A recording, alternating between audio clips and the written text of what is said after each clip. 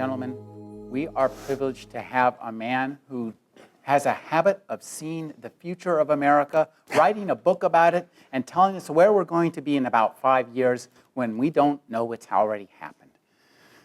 He did so, God, far longer ago than I would care to admit, when he gave us all the electric Kool-Aid acid test. He did it again when he told us just what was the right stuff. He did it again when he said, I am Charlotte Simmons. Now he's back again.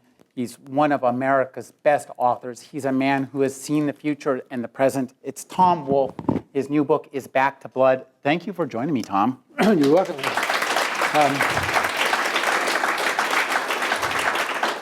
And if you'd really like to see a vision of the future, go to my website. It's called Analog. You'll have radios again that you can adjust the volume by just turning. Has anybody ever seen that before? You just turn a wheel. It's very handy. But I'm not going to. I have a feeling it may not even go. You know, one of the things that struck me as I read this book was that, in fact, this is something you do have a habit of doing, is finding out what America's really about and going there and telling us two stories at once. How America got that way in the midst of a thrilling story about characters we really care about. And I'm wondering, what took you to Miami to show us this particular vision of America? I was really interested in immigration. And this was at a time when most of the immigration stories, and sometimes they were great stories, were how people got in to the United States. But that had kind of been done to death. And I was curious about what did immigrants do once they were here. And I was first interested in the Vietnamese in California, who, for the most part, I guess, are still in the Los Angeles region. But I then saw that the San Jose Mercury, which is northern California, has a second edition, which is called the Viet Mercury. I really would like to get to know the Vietnamese. Then I discovered I can't speak the language, and I can't even begin to read the Viet Mercury. But I was interested in immigration, and I would tell people, say, what are you interested in now? And I'd say, well, I'm interested in immigration. They'd say, oh, that's great, and their heads would fall off. And they'd go to sleep like a horse, standing up. But I had faith in that subject. And then I heard about Miami. I mean, of course, I've heard of Miami before, but not in connection to immigration. Miami is really immigration central for the United States. It's the only city, I think it's the only city in the world, as far as I know, in which more than half the population is recent immigrants, meaning within the last 50 years.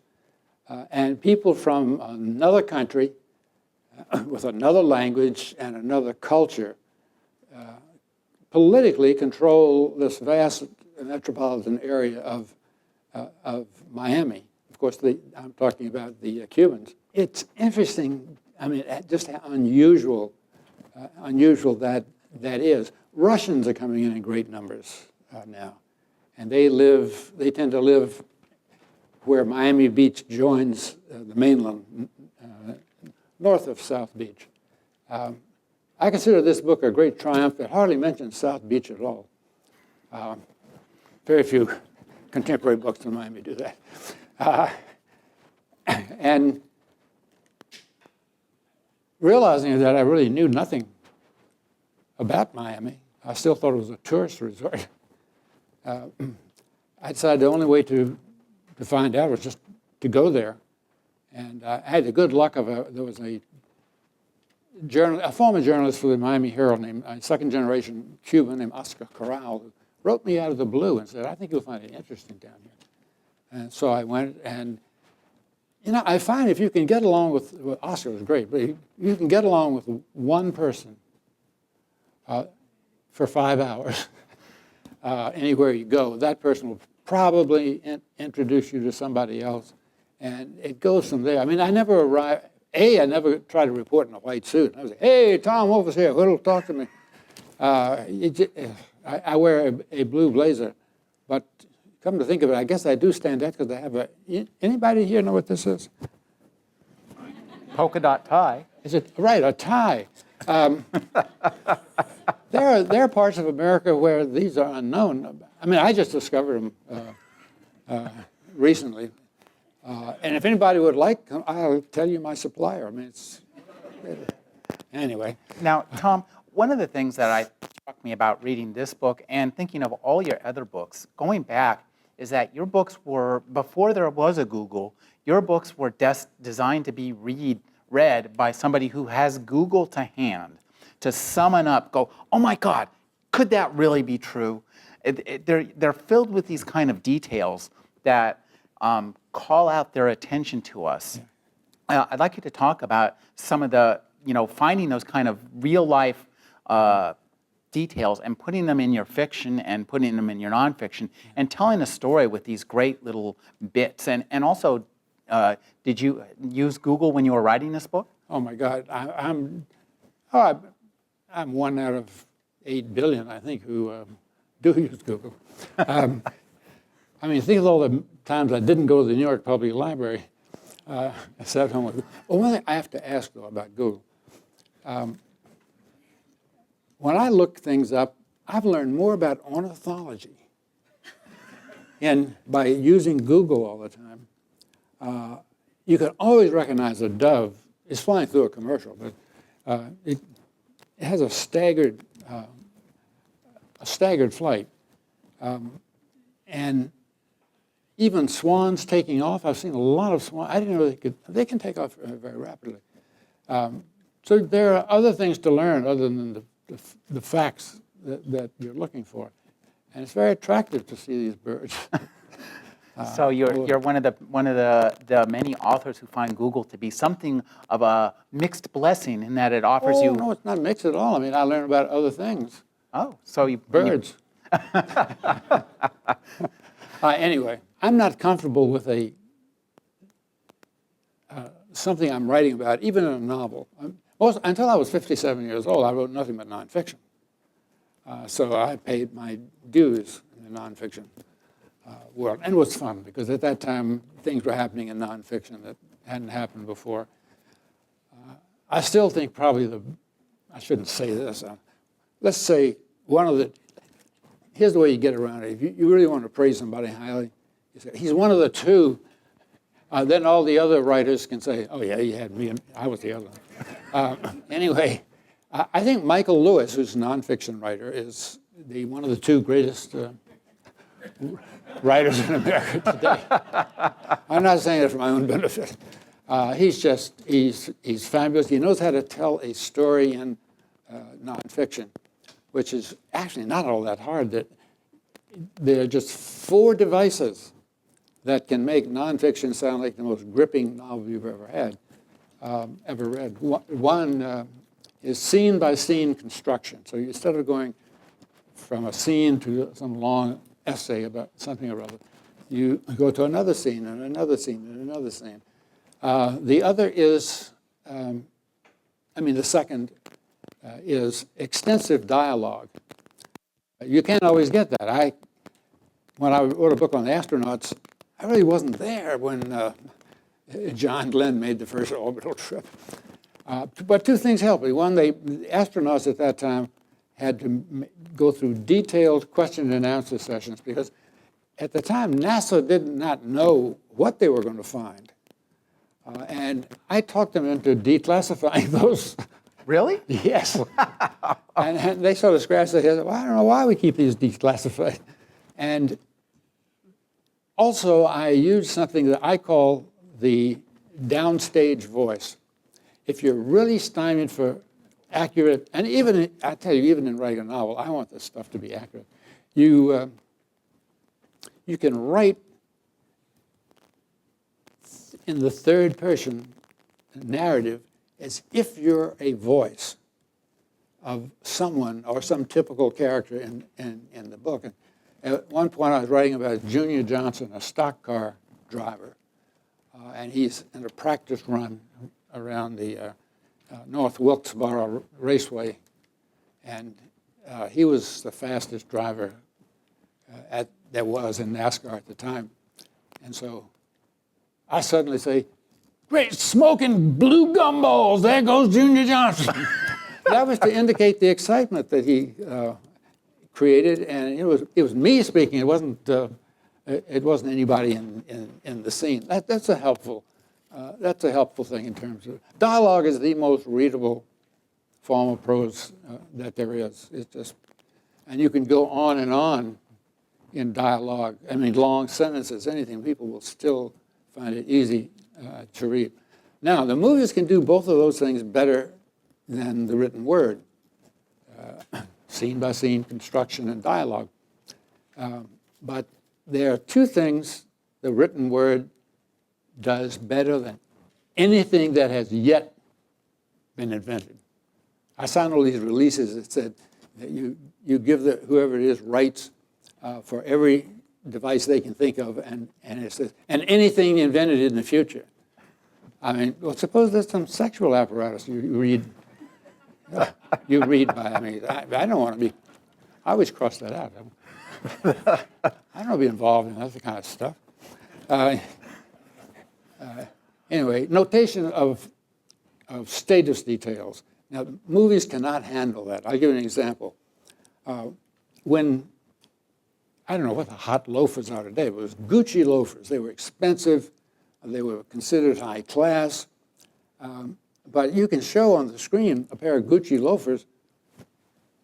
Nobody's going to know what the hell they are. Yeah, they wonder why that camera's laying on this dumb pair of shoes. But they have that crossbar, a golden crossbar that links in the middle. But in writing, it's nothing to point these things out. Oh, and in The Godfather, when they want to show that this one character, he's not a mafia character, one character is decadent, they have him living in a house that would have made the boys just shrink. Oh my God, look at the size of that. And there's a famous scene where they cut off the head of one of his racehorses. And they sneak into the room and while he's asleep, and they put it on the bed so that he'll wake up, he'll see his great thoroughbred head at the foot of the bed. But to let you know he's decadent, they have to get him silk salmon-colored sheets, a bed that you could play soccer on, I mean, and with every sort of trimming. In writing, you do not have to go all that trouble. And I say that 98% of life is concerned for everybody with status, as I call it. Class, and it's a big part of this book. Even people doing things that are absolutely solitary, like going to the bat room. I used to call it the bat room. At home with the family, I just say, I've got to go check on the Batmobile. What are you talking about? It's in the bat room. Anyway, that's child talk, I'm sorry. Just think about it sometime. The things that you do in total privacy of any kind that are dependent, that you do because of your idea of where this puts you in the social order. It doesn't mean you want to rise in the social order. I mean, I know I grew up in the South, and I've known a lot of good old boys. I really have. And they don't realize how, they think they're dressing really casually, but they all dress casually the same way. You know, the bib overalls, and the clodhoppers, and there was a kind of T-shirt that's really worst kind of plaid shirt you could possibly buy. Now, Tom, what's the fourth way that you're going to tell? The fourth is writing every scene. We've got scenes going here from the point of view of one person. And for example, when I was writing the electric Kool-Aid acid test, which took me into these parts quite often, because of the reporting I had done, I had some scenes some information was given me by this person, other information was given me by that person, and so I would be inside of their heads. It's written in a third person, but it's as if as a novel is constantly you're inside somebody's head watching what's going on. It's a very effective. It's a very effective device.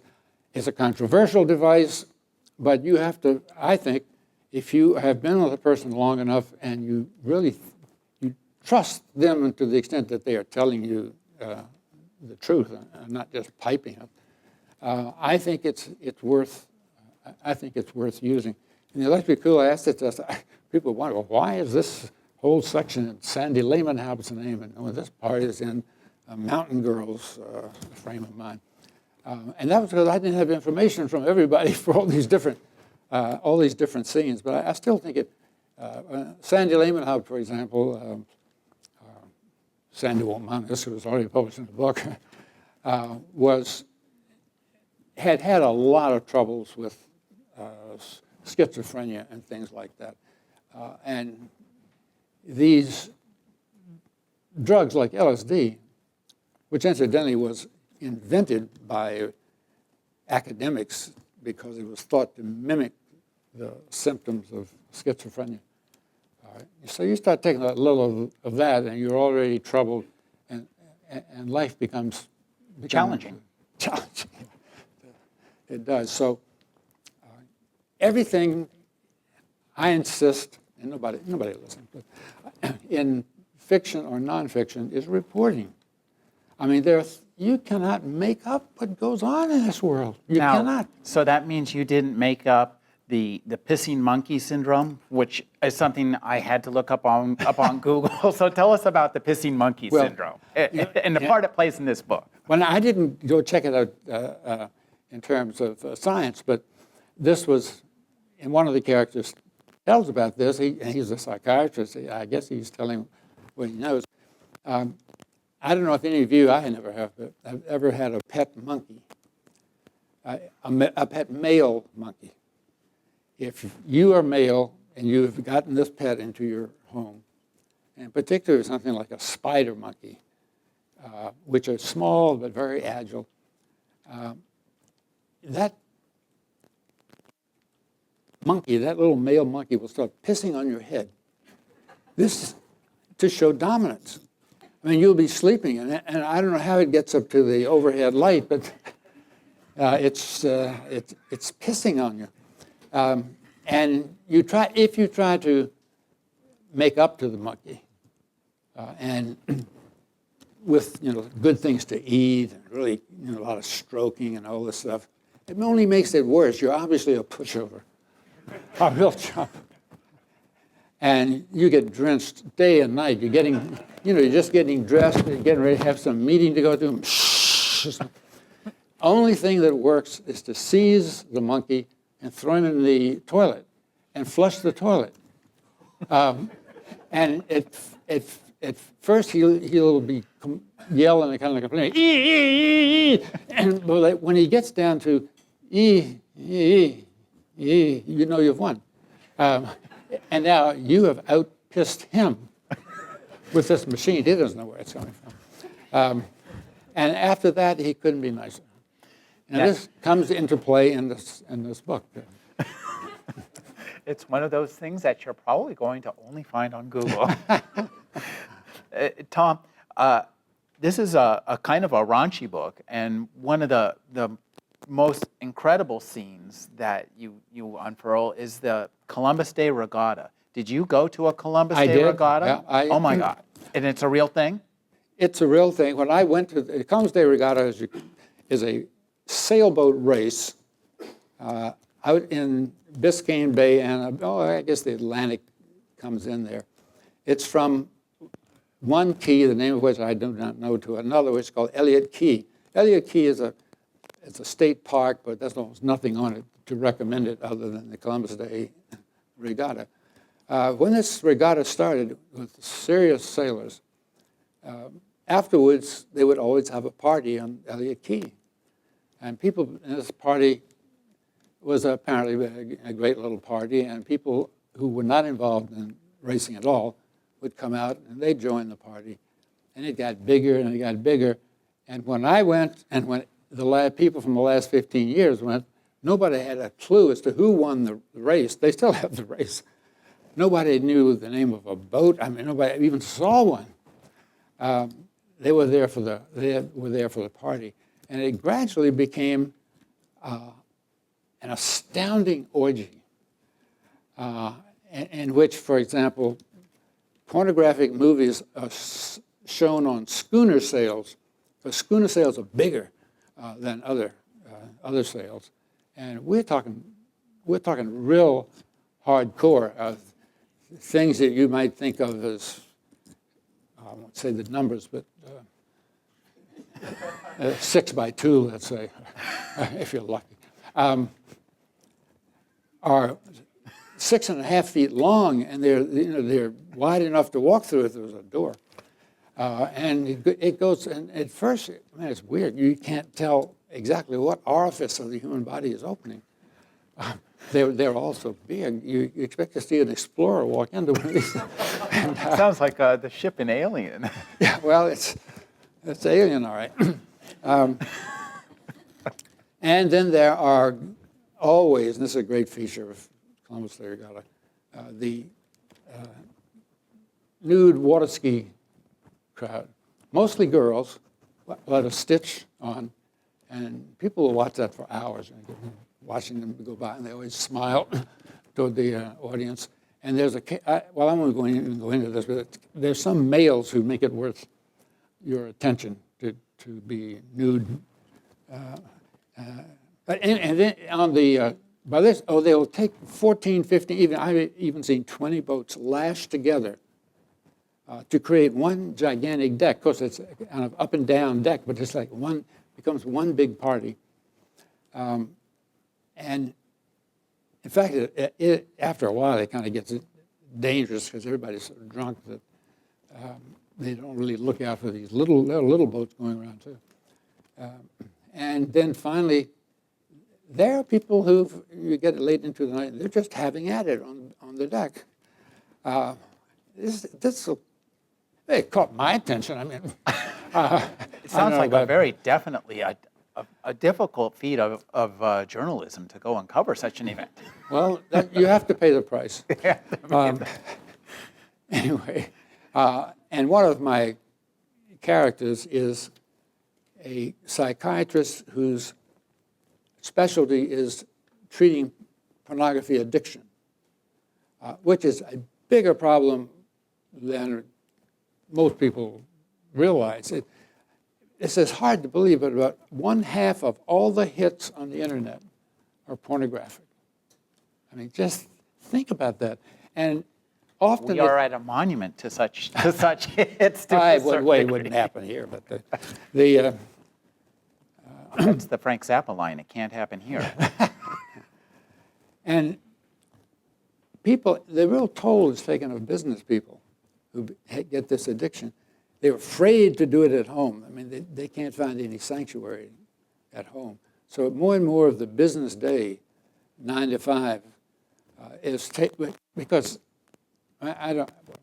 what always, and don't let anybody kid you, what always accompanies male pornography watching is masturbation. And even the coarsest bureaucrat doesn't really want to be seen doing this. That's not an image-enhancing experience. So he has to go somewhere else. He's leaving the business for that to that extent. Well, the pissing monkey got into that because the psychiatrist is the one who told about the pissing monkey. Well, it's a natural progression from pissing monkeys to pornography. But in general, though, I just found if you just keep looking, and I think if you settle into 30 days anywhere in the United States, you're going to see something that you could not have imagined, and something that would be interesting to the general public. Part of that's because despite the crash of 2008, this is still a rich country compared to any other country in the world, and people now have the money to express themselves in some way. Las Vegas, for example, was the new the Strip and all that, it was built by gangsters. And their idea of a great resort was Miami. So Las Vegas happened to be in the Mojave Desert. But the first great hotel built there was called the Flamingo, because that's what they have in Florida. But the interesting part about that is not that they're gangsters. It's that they are never finished high school. I've never heard of a member of the mafia who ever finished high school. Don't tell me why I said that. But I've never heard. You know, it's going out on YouTube, so Oh, that's right. I never heard of one. And so we're talking about creators from a stratum of society that creators never came from before. And they really did create the modern Las Vegas. In another example of just the wealth of this country, every year the state of North Carolina, when the cotton crops are due, brings in 10,000 so-called guest workers, mostly from Mexico, because there's not a living native-born North Carolinian of any origin whatsoever who will pick cotton anymore. People would rather sit on the corner with a hat full of pencils than to pick cotton. It's the worst work in the world. I joined a niece of mine for about 10 minutes. That was all it was for my cotton picking. It's in the hottest weather you can imagine. The cotton bolls have all these prickly ends. Oh, and in Sparta, North Carolina, which I wrote about in a novel called I Am Charlotte Simmons. Sparta is in the Blue Ridge Mountains of North Carolina. It's too hilly to grow crops. It's impossible, except for one crop, Christmas trees. And probably a third of the Christmas trees in America come from Sparta, North Carolina. There are these, I was on farms, they call them farms, of Christmas trees that it'd be 500,000 Christmas trees growing in this one place. It takes about 12 years for them to mature. But every year, at least once, sometimes twice, somebody has to cut that Christmas tree in the shape of a Christmas tree.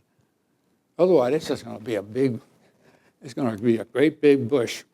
And the way they do it is with delicatessen knives. A machete is too big and it hacks at things, but delicatessen roast beef knives, about this long, they're real thin. You've got people out there with these, and guess who does it all today? Latin Americans, I would say mostly. They're probably mostly Mexican. Now they've turned out to be hard workers. They want the money. They want to send money back home, and it's terrible work. There's no machine you can bring into a Christmas tree farm, and you just have to go through all those prickly. Well, they're like thorns almost. Well, you give us a great vision of Miami, where most of the population is not white, where it's run by Cubans, and you also have a lot of fun with the media in this and art. You do some really fun things with art. Is there really a no-hands art movement? Yes, there is. I'll tell you, it's very powerful movement in terms of the art critics. Jeff Koons, you may know his work. He he has elves build 45-foot-high bunny rabbits with various vegetation growing on them to give them a kind of look like fur. He doesn't touch that, of course. This is a giant chia pet. Yeah. He also had some photographs. He married, I think he actually married a very famous Italian prostitute called La Cucinella. And she was famous because she had messed up somebody's political career. And they were together, and he would have photographs taken of himself and La Cucinella exploring about every orifice in the human body. I mean, these are unbelievable scenes. These were sent to elves in Switzerland who created them out of glass. They're kind of like the Limoges.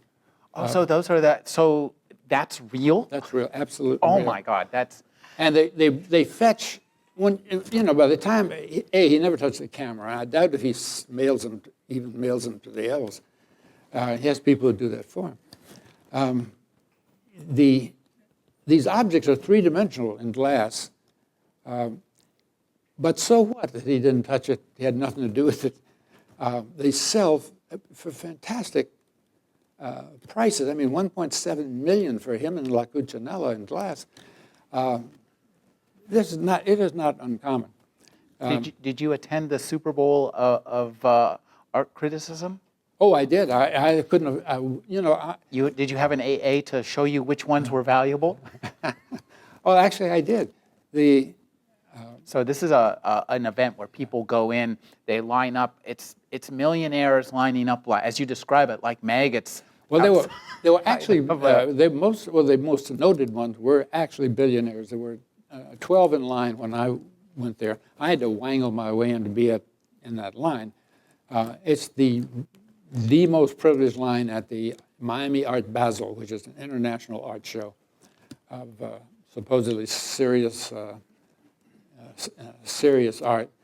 And I'm not kidding, billionaires get in line, and these are people who are not young, but they're wearing basketball shoes so that they can get into the booth of the artist that they really want first. And the fact that they're going to rush in and pay $17 million for something is no problem, and that is not a deterrent. This is Black Friday for millionaires. Yeah, right. I couldn't believe it, so I wrote it to make sure I didn't forget it. It's an extraordinary thing, but they all have, as you alluded, they all have art advisors, they call AAs, who tell them what they like. You like that, and it's just no telling what that may turn out to be. Oh, there's also tenure art. We mustn't forget tenure art, T-E-N-U-R-E. These are artists who do conceptual pieces, such as one that I saw and actually rather enjoyed in a way. The artist had a heavy chain, a length, it was about this long. On either end, he had attached big polyurethane bags filled with vegetables. And you come out, the first part of the piece of art is you come out and he lays the chain on the top of a pond. Naturally, it sinks right to the bottom. And then he invites you back in about 2 months, and you go out to the pond, and now the vegetables have all rotted, filling the polyurethane bags with gas, and now the chain is floating on the surface. And I will admit, it's pretty wonderful if you saw it sink the first time. But now this obviously cannot be sold to anybody. Just as another piece I saw in action was a pig roast in a cajachina, that's a Cuban grill. And the whole piece of the artwork was seeing them prepare the pig and seeing the pig roasting. And it takes, we're talking about an 8-hour show now. And then afterwards, everyone who's there eats the pig. That's another piece of tenure art. The idea is if you do enough of these things that attract attention and maybe get you into some of the magazines, you have a pretty good shot at joining the art faculty, the fine arts faculty of a good university. And if you can hang in there for 6 years, that's all it takes now. That's tenure. You have tenure. And when you retire, you have a pretty livable pension. So depending on your needs and wants and desires, your life is set. I don't need much more than 2 bags of vegetables and a chain link. Oh, it's been done. It's been done. Okay. The important thing is it hasn't been done. Well, I've given up. I mean, I find this all great because for a writer, it's all gold. It's absolutely gold. One of the main terms at Yale today in the fine arts department is de-skilled art. The idea is that all of this drawing, three-dimensional effects, it's very fun. The reader, that person who's done in an outline, the person doesn't exist. And the 3 dimension, come on, touch the damn thing. It's just It's absolutely flat. That's deception. So what you have to do is have honest art, which is de-skilled. Just got to take the skill out of it. It's very good to take this. This I really shouldn't say, but I think that describes Picasso. Well, you have him. He shows up in your book too. He does pop out. Yeah. I mean, I have said this before, so I shouldn't repeat it, but if I couldn't, I'm talking about me, I'm not talking about some general. Now, don't worry, YouTube's going to repeat it for you. If I could not draw better than Picasso, what I would do is create a movement called Cubism. And so that they don't think I'm trying to draw a skilled face, I put both eyes on one side of the head, and then the nose goes out somewhere. The noses never go. See, the problem with Picasso was he left art school because at 15, he felt there was nothing more they could teach him.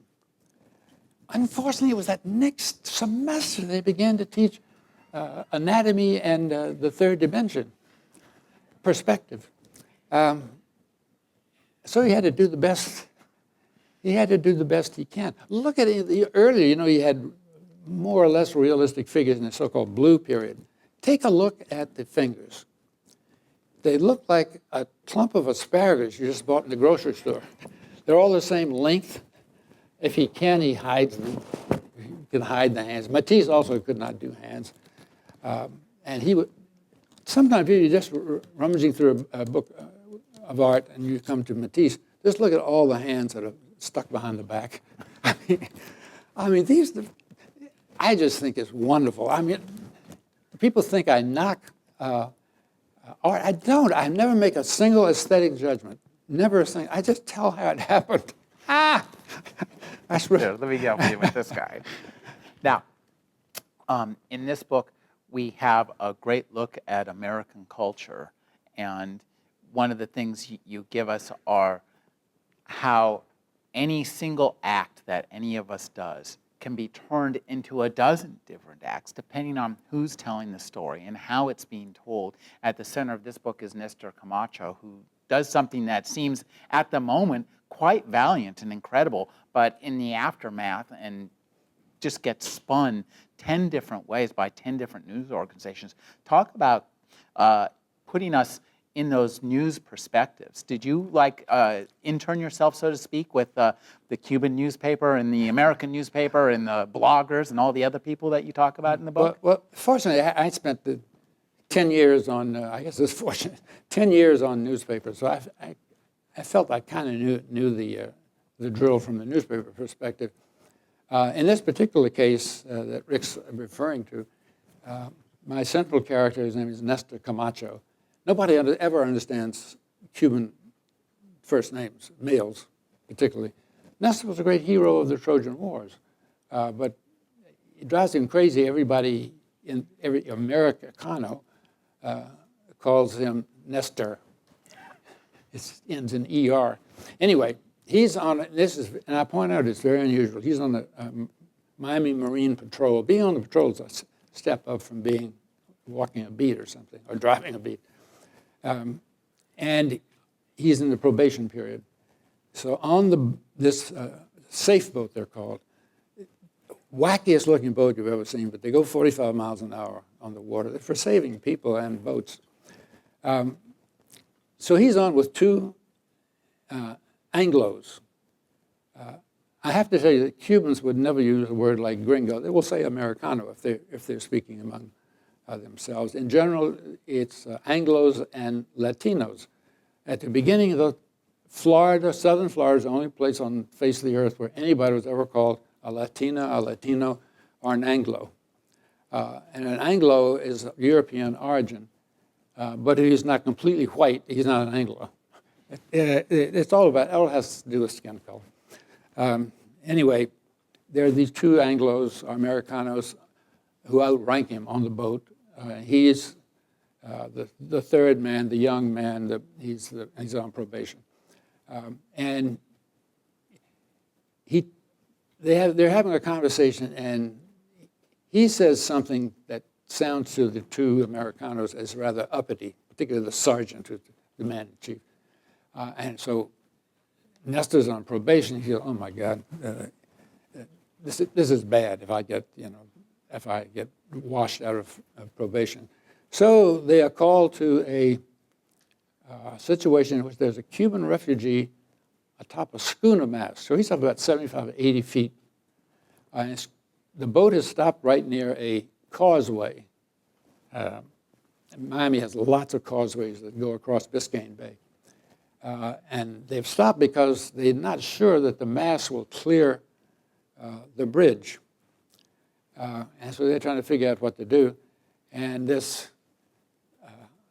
Cuban refugee, who was obviously paid about $5,000, is brought in by a cigarette boat, they're called. Those are really fast, small, good-looking boats, 70 miles an hour. Did you ride on one? I didn't. I would have gladly done it, but I didn't ride on one of those. I did ride on the Marine Patrol boat. Oh, really? Yeah. Oh, yeah. I mean, I'd never heard of them myself. Sounds like fun. It was. I mean, it's that thing is really hell on wheels. But it's a safe boat. It wasn't going to turn over. So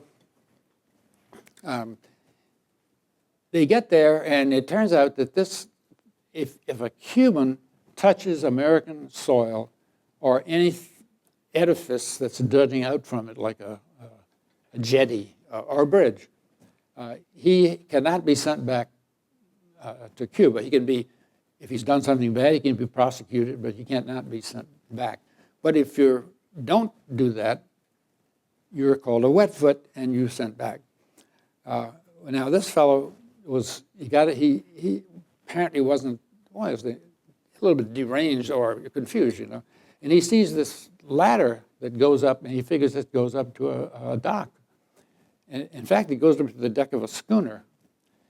If you're on a schooner, you're still a wet foot. I mean, maybe even if the schooner is owned by the governor of Florida, you're in bad luck. So this Camacho speaks Spanish, but like a lot of second-generation Cubans, he speaks 12-year-old Spanish.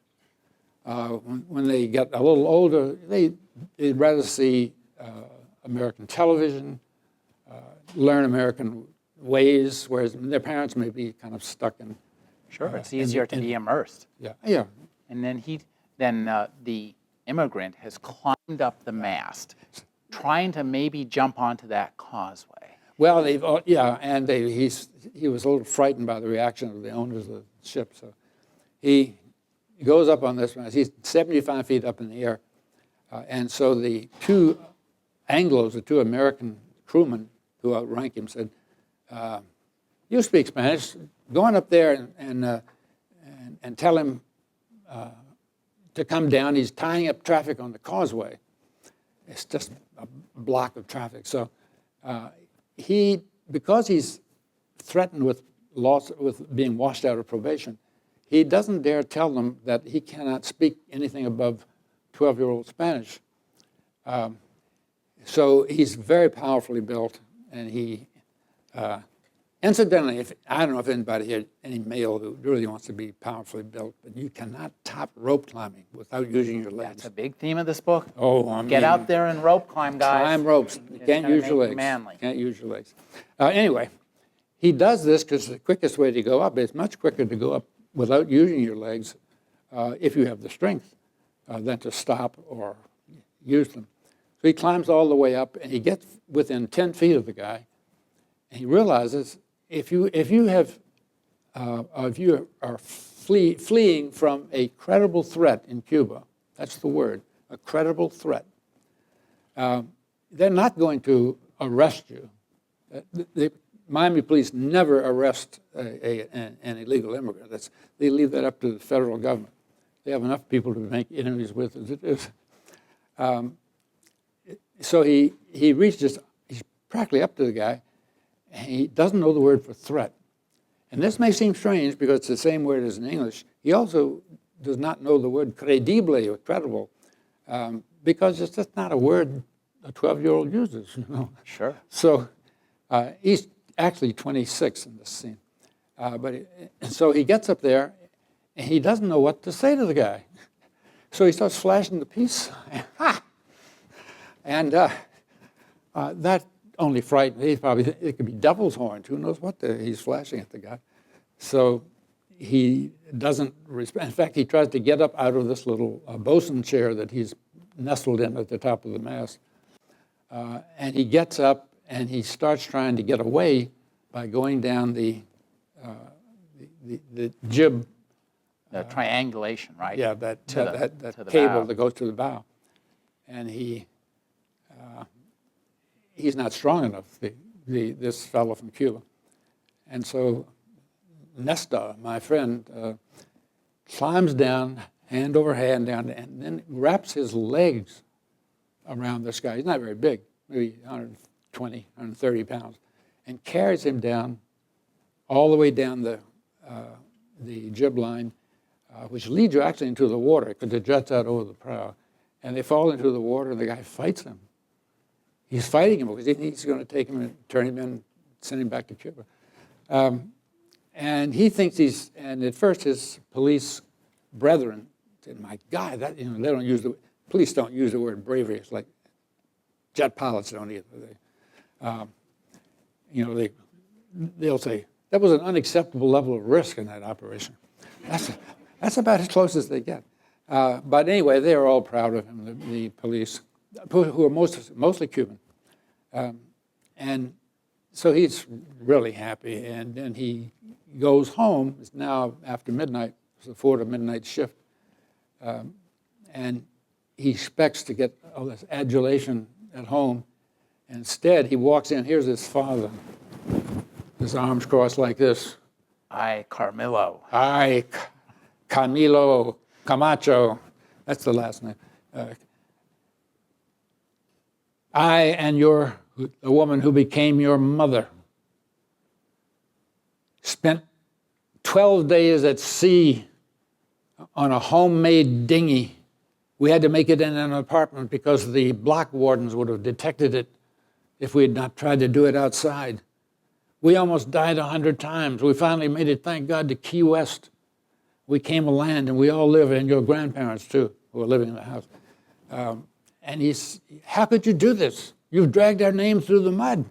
And poor guy, they ordered me. Oh, yes, they ordered people in Germany, too. He couldn't get away with that. They ordered me to do it. And then everybody turns against him. This is a book that is really involved with guilt.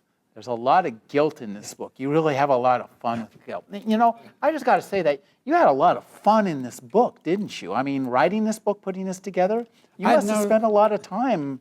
It sounds like this is a book that you had a good time writing. Well, no, I've never had a good time writing anything. I think it's the hardest work really in the world. Only thing that gets you through is that maybe somebody will applaud when it's over.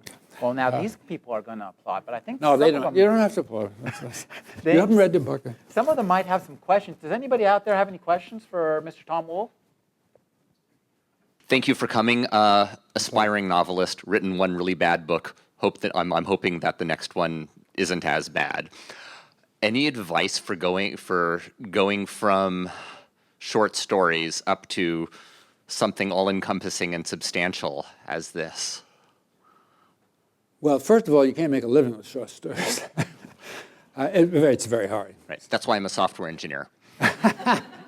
It's very hard. But in my case, what gets me to the point of writing something that long is I will hear of a certain milieu. And except for my book on the astronauts, it's always been things I heard through conversation. That way, I figured it'll be new. If it's new for me, it's probably new for most people. And wherever that's happening, I will go. My motto is leave the building. I'll go there and try to just learn as much as I can by, like the man from Mars. I don't know what you're doing. I'm really interested, and it's true.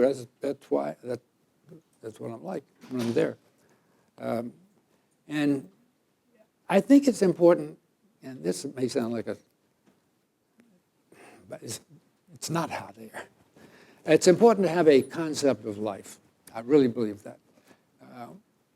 In my case, it's the theory of status was developed by Max Weber, a German sociologist. But there are people who have done great things with, let's say, Christianity. I mean, there's so many pieces of great literature that come out of a belief. Marxism has not done badly. That many of the good writers in America in the 1930s and the 40s were Marxists. The thing about Marxism that's good, not much else is that it forces you to recognize class distinctions. And class is not a very accurate word in the United States. So what Marx, but it forces you to do it. And you suddenly become conscious of a working class. You become conscious of a bourgeoisie. And oddly, they never get after the plutocrats very much. I don't know why. Sometimes look at some Marxist literature, they kind of leave them alone. Oh, the bourgeoisie, let them have it.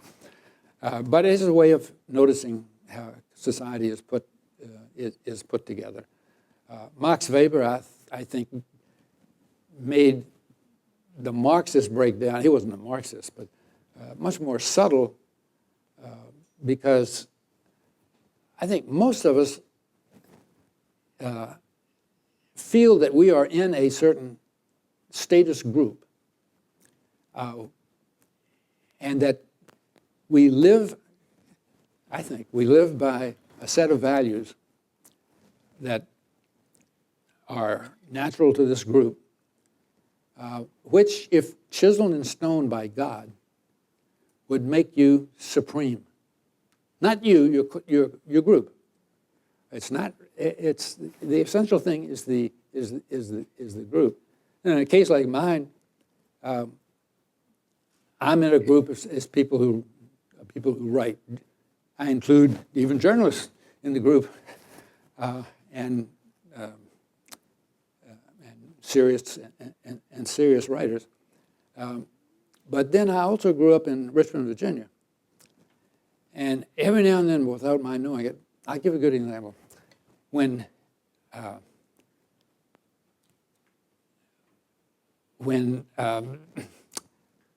the two Virginians, Pat Robinson, the evangelist, and the evangelist from Lynchburg, Virginia, Jerry Falwell, when they came out protesting, it was at a key point early in the game, same-sex marriage as an absolute violation. Oh, it's worse than, I mean, it was different from that. They blamed September 11th, 2001, on homosexuality. And my God, they were torn to bits by Christians. And I said, wait a minute, these two guys are not bad. Pat Robinson went to the university college I went to. Maybe they're wrong, but I mean, they're not evil. But that's I think many of us have a dual, and we'll find ourselves being loyal to our backgrounds when we never even thought about it. But there tend to be these groups, people who are in the arts, believe me, they have a real different set of values. We have another question over there. Hi, my name is Logan. Thank you so much for coming. It's an honor to have you here. Well, you're welcome. As someone who spent his career interested in class and observing class in America, I was wondering if you could speak a little bit about this election cycle. I feel like that's something that's really come up a lot, and even in the last 6 months and before that with Occupy Wall Street, it's very relevant. So I'd love to hear your opinion about that. They've tried, and the press has tried to help to turn this into a class election. The 1% against the 99%. Somewhere the lower class disappeared. Everyone talks about the middle class. What the hell's the middle? What's this middle class? I don't get it. Whatever you want it to be, it includes Tyrannosaurus Rex, Brontosaurus. Anybody who's Extinct animals. is employed, even as an intern, is part of the middle class now. And on both sides, I mean, here's Mitt Romney in his first rally I saw, I mean, my God, are his beginnings humble. Obama the same way, oh my God, are his beginnings humble. And he's come up from nowhere. So is Mitt Romney. I mean, this is not a sign of a class-ridden society. If your credentials have to include failure, obscurity, that's not a class-ridden society. In England, I probably, the same thing's true now. When people go to visit the poor, they dress up. In a way, I suppose, to show them what they could become someday.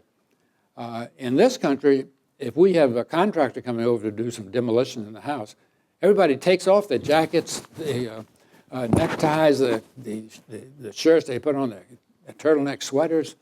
They don't want to look wrong when these working men arrive. Of course, the working men say, oh, these poor people, they're just reduced to rags.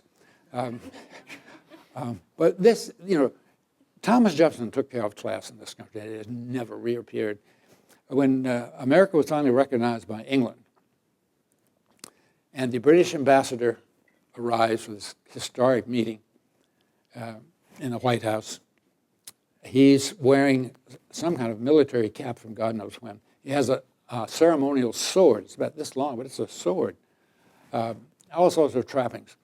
Jefferson meets him in his bedroom slippers. It wasn't the bedroom, but he comes out in his bedroom slippers to that great kind of portico as you go in the White House. At dinner, here's the British ambassador and his wife and all these dignitaries, mostly American, who are there. And he says, well, this dinner is going to be pell-mell. They said, what do you mean pell-mell? He said, well, if you see a seat you like and you're near it, take it. And they found that all the tables were round so that there was no head of the table. This was all thought out by Jefferson. And the only person who was taken to a seat, an assigned seat, was the wife of the ambassador. And Jefferson seated her next to him. Everybody else, including the ambassador, had to rush to a seat. And if it was occupied, well, it's too bad. It's a pell-mell system. And these things were all done by Jefferson to say, that old stuff is over. We are not in Europe. He made John Marshall, the Chief Justice of the United States, take the ribbons. He had noticed that in Europe, the chief judge will often have these golden ribbons across the black robe. He made Marshall take his off.